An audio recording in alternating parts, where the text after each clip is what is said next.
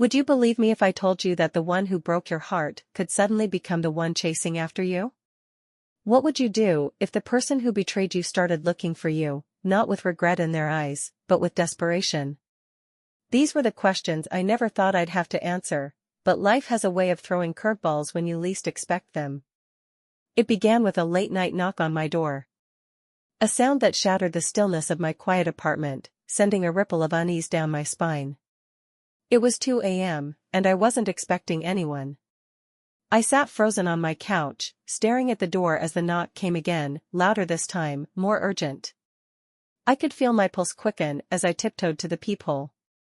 But before I could even look, a voice reached me through the thick wood, muffled but unmistakably familiar. "Anna, I know you're in there. Please, open the door. It's me, James." James. The name struck me like lightning, and with it came a flood of memories I had spent the last year trying to bury. The man who had once been my everything, only to reduce me to nothing. The man who had shattered my world when I discovered his infidelity in the most humiliating way possible. What was he doing here? Why now, after all this time? I didn't move. I didn't breathe.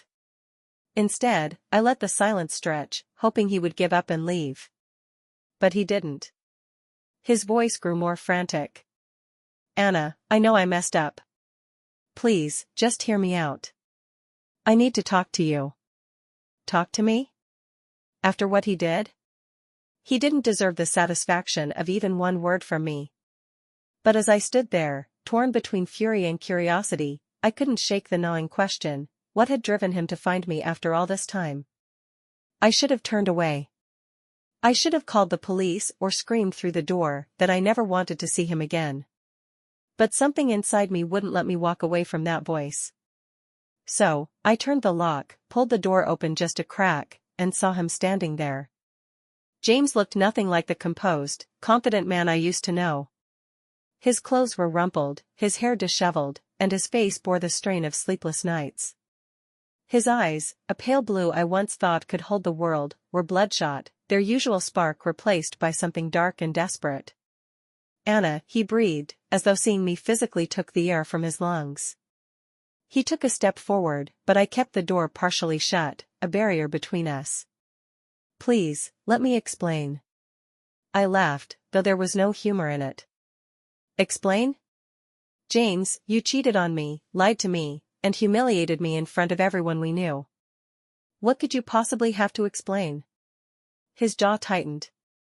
"You're right. I did all of that. But it's not what you think. Not what I think." My voice was sharp now, incredulous. "I walked in on you with her, James. I saw it with my own eyes. Are you really going to stand there and try to spin it into something else?" His hands clenched into fists at his sides, and for a moment, he looked as though he might collapse under the weight of his guilt. "I know you have no reason to believe me, but it wasn't just a fling, Anna. It was," he hesitated, his gaze dropping to the floor. "Go on," I pushed, my curiosity fighting with my anger. "It was what?" "It was a mistake. A setup. A trap," he said, his words tumbling over each other in their urgency.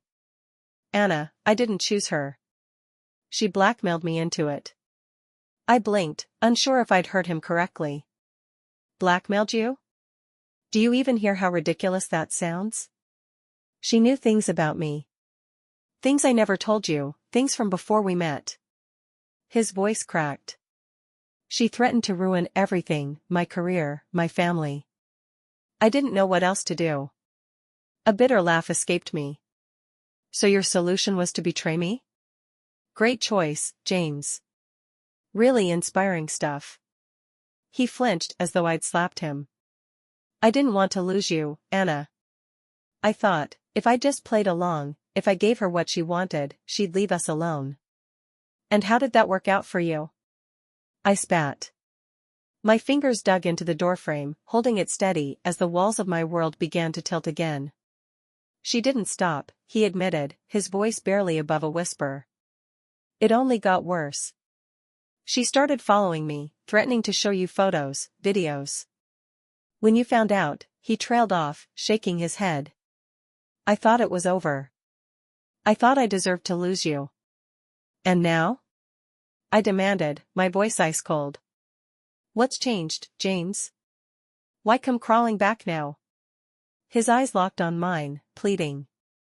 Because she's not done, Anna. She's not just after me anymore. She's been asking about you. My blood ran cold. What? She knows where you live, he continued, his words rushing out. She asked me if I'd told you anything, if you'd seen anything. She's paranoid that you might have something on her. That's insane, I snapped, but my heart was pounding. I haven't seen or heard from her since I caught you. I know, he said quickly. But she doesn't believe that. She thinks you're a threat. And Anna, she's dangerous. You don't know what she's capable of. I took a step back, instinctively tightening my grip on the door. Why should I believe a word you're saying? For all I know, this is another one of your lies. James reached into his pocket and pulled out his phone. He hesitated for a moment before handing it to me. Look. I snatched it from him, scrolling through the messages he'd opened. My breath caught as I read them. Unknown, did you tell her? Unknown, if she knows anything, I'll handle it. Unknown, don't make me come find her myself. My hands trembled as I handed the phone back. What the hell is this? Proof, James said, his voice grim. She's not letting this go, Anna. I came here to warn you. To protect you. I stared at him, the man I had once loved, now a stranger tangled in a web of deceit and danger. Part of me wanted to slam the door in his face and pretend this was all some sick joke. But another part of me, the part that remembered the way his hands used to steady me when I was scared, couldn't shake the feeling that he might be telling the truth. And if he was, then I might already be in more danger than I realized. I stepped back from the door, the weight of his words pressing down on me like a suffocating fog. James took it as an invitation and slipped inside before I could stop him. Anna, I know I'm asking for the impossible, he said, his voice shaky as he shut the door behind him. But please, let me explain everything before it's too late. I crossed my arms, a defensive barrier between us. You've already said more than enough. I don't know if I'm angrier that you lied to me back then or that you think I'd let you drag me into your mess now. It's not just my mess, he said, his eyes burning with a mix of desperation and fear. It's hers too. Vanessa's. She's dangerous, Anna. You're not safe. Vanessa, I repeated, the name curling off my tongue like venom. The woman I had walked in on him with. The woman who had single-handedly destroyed everything I thought I knew about my life. What does she even want from me? She thinks you know something, James said, running a hand through his already disheveled hair. Something I might have told you, or that you might have seen. She's paranoid, Anna. She doesn't leave loose ends. My stomach twisted at the ominous tone in his voice. Loose ends? What are you saying? That she'd hurt me? James nodded solemnly. She's done worse before. The air seemed to shift, growing colder, heavier. I stared at him, waiting for him to elaborate, but the look in his eyes told me I might not want to hear the answer. James, I said, my voice low and sharp, tell me what you've done. It's not just what I've done, he admitted, his shoulders sagging under the weight of whatever truth he was about to reveal. It's what she's done. Vanessa doesn't just ruin relationships, Anna. She ruins lives. Careers. She blackmailed me, yes, but not just to humiliate me. She wanted access to my accounts, my clients. I gave her what she wanted because I was scared of what she'd do if I didn't. You're saying she's a criminal? I asked, incredulous. She's worse than that, he whispered. She launders money, makes deals with people who wouldn't hesitate to hurt anyone standing in their way. And now, because of me, she thinks you're in her way. I took a step back, my mind reeling. This wasn't just betrayal anymore, it was something far darker. I had spent the past year rebuilding my life, piece by piece, after he tore it apart. And now, he was telling me that the wreckage he left behind had grown into something monstrous, something that might devour me if I wasn't careful. So what do you want from me? I demanded. Do you expect me to pack a bag and run? Disappear like none of this ever happened? No, he said, shaking his head. That's not enough. She'll find you. The only way to end this is to expose her. Expose her? I scoffed. With what? Your word against hers? James reached into his coat pocket and pulled out a flash drive. With this. What is it? I asked, eyeing it warily. Proof, he said. Of everything. Her deals, her threats, the people she's worked with. Enough to take her down for good. I stared at the drive in his hand, a small, unassuming object that now seemed to hold the weight of the world. If you had this all along, why didn't you use it? Because it's dangerous, he said simply. Once she knows it's out there, she'll do anything to silence it, and anyone who has it. The room fell silent as his words sank in. A part of me wanted to scream at him for dragging me into this, for letting his mistakes become my burden. But another part of me, one I didn't want to acknowledge, felt a flicker of something else. A need to fight back. To not let Vanessa win. What do we do? I asked finally, my voice quieter now. We go public, he said. Take this to the authorities. But we have to be smart about it. If Vanessa even suspects what we're doing, she won't hesitate. My hands trembled as I reached for the flash drive. As soon as my fingers closed around it, there was a loud bang at the front door. Both of us froze. Anna? A woman's voice called out, sweet and chilling all at once. I know you're in there. It's Vanessa. James's face drained of color. She's here. Before I could process what was happening, James grabbed my arm and pulled me toward the back door. We have to go, he hissed. But as we turned to leave, the sound of glass shattering cut through the air. I spun around to see a shadowy figure stepping through the broken front window.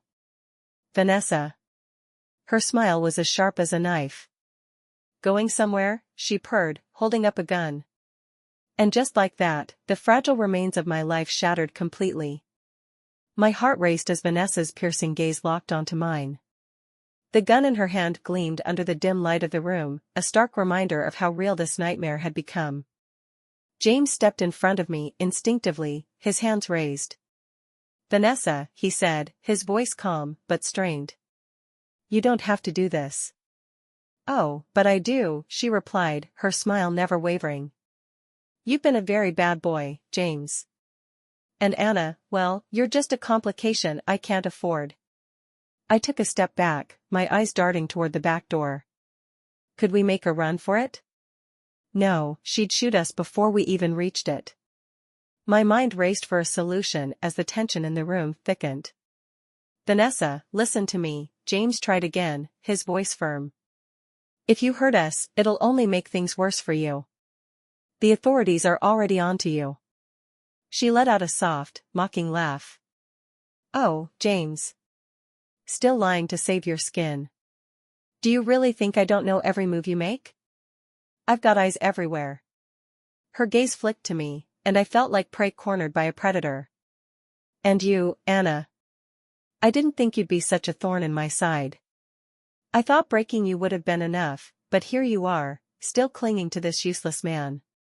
Tell me, was it worth it? I found my voice, though it trembled. You think you're untouchable, but you're not. People like you always slip up eventually. Her smile faltered, just for a moment, and I seized on it. We have everything, I said, gesturing toward the flash drive in my hand. Your deals, your threats, all of it. You're finished. Vanessa's eyes narrowed, her grip tightening on the gun.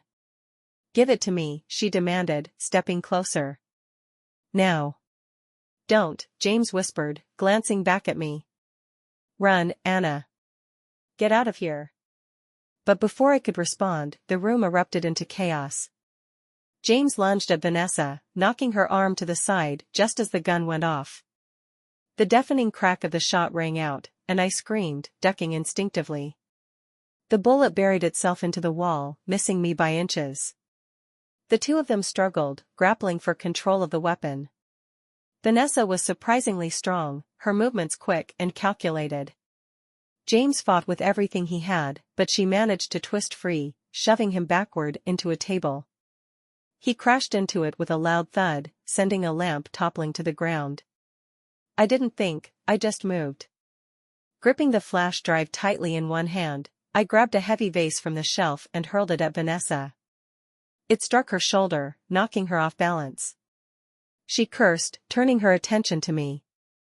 "Stupid girl," she snarled, raising the gun again.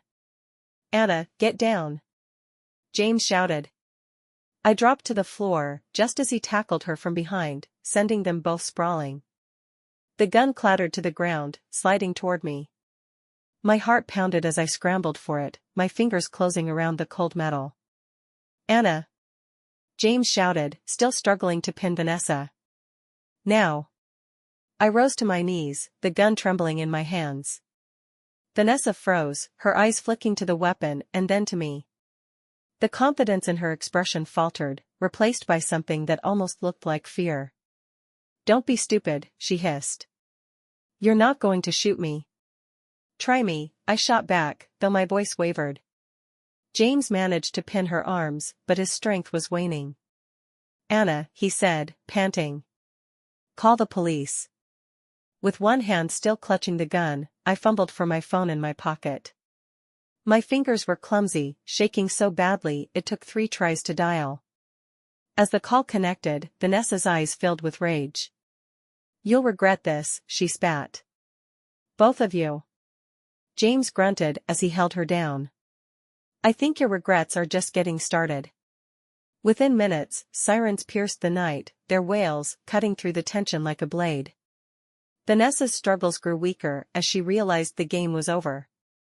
When the police burst through the door, guns drawn, James released her and stumbled back, gasping for breath. Vanessa was handcuffed and dragged away, her defiance still shining through her glare. "This isn't over," she snarled, her voice cold and venomous. I lowered the gun as the officers took it from me, relief and exhaustion washing over me in waves. James slumped against the wall, his face pale but determined. "It's over," he said softly, looking at me. "It's finally over."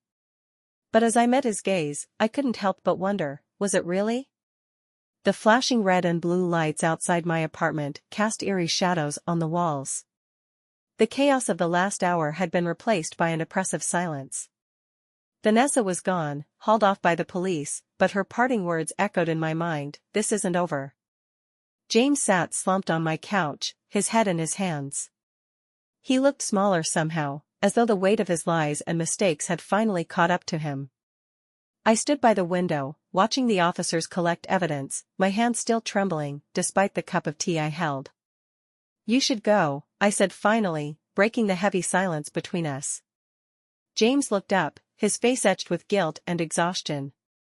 "Anna, No," I cut him off, my voice firm. "You don't get to explain anymore. You brought this into my life, James. You let her destroy everything we had, and now, she's almost destroyed me." "I was trying to protect you," he said, his voice barely above a whisper. I turned to him, my anger rising again. "Protect me? By lying to me? By dragging me into your mess after it was too late? You had the proof all along, James. You could have stopped her before she ever came near me." "I didn't know how," he admitted, his voice cracking. "I was scared. I thought I could handle it on my own." I shook my head, tears stinging my eyes. And look where that got us. For a moment, neither of us spoke. The distance between us felt like a chasm, impossible to cross. Finally, James stood, his movements slow and deliberate. "I know I've lost you," he said, his gaze fixed on the floor. "And I don't deserve your forgiveness. But for what it's worth, Anna, I'm sorry. For everything." I didn't reply. what was there to say? Sorry, couldn't undo the betrayal, the fear, the chaos. Sorry, couldn't rebuild the trust he'd shattered. James hesitated, as though waiting for me to stop him. When I didn't, he nodded to himself and walked to the door. He paused with his hand on the knob, looking back at me one last time. Take care of yourself, he said softly. And then he was gone. The weeks that followed were a blur of police interviews, restless nights, and an overwhelming sense of unease. Vanessa's arrest made headlines, her network of criminal activity unraveling under the weight of the evidence James had provided. She was charged with a laundry list of crimes, from blackmail to money laundering, and the flash drive became the centerpiece of the case against her. But her threats lingered in the back of my mind. I found myself glancing over my shoulder, jumping at shadows, wondering if she had allies who might come after me. The police assured me I was safe, but the paranoia was hard to shake. One evening, as I was packing boxes in my apartment, a knock at the door startled me. My heart leapt into my throat, but when I opened it, I found a plain envelope sitting on the floor. No return address, no name, just my address scrawled in messy handwriting. I carried it inside, my hands trembling as I opened it. Inside was a single piece of paper with 3 words written in bold, red ink. This isn't over. I stared at the note, my breath catching in my chest. The fear I'd been fighting to suppress surged back, gripping me like a vice. I quickly called the police, but by the time they arrived, the hallway was empty. No one had seen who left the envelope, and the fingerprints on it yielded no matches. Months passed, and life slowly began to stabilize. I moved to a new city, started a new job, and began the long process of rebuilding myself. I still had nightmares, but they came less frequently. I kept in touch with the detectives on Vanessa's case, who assured me she remained behind bars, awaiting trial. As for James, I never saw him again. Part of me wondered where he was, what he was doing, if he had finally found peace, or if he was still running from the chaos he had created. But I knew better than to reach out. That chapter of my life was closed, and reopening it would only invite more pain. One evening, as I sat on my balcony watching the sunset, I allowed myself a small moment of reflection. Vanessa's shadow had loomed over my life for too long, and though I couldn't erase the scars she had left, I could choose to move forward. For the first time in a long time, I felt free. And I vowed that no matter what came next, I would never let anyone take that freedom from me again.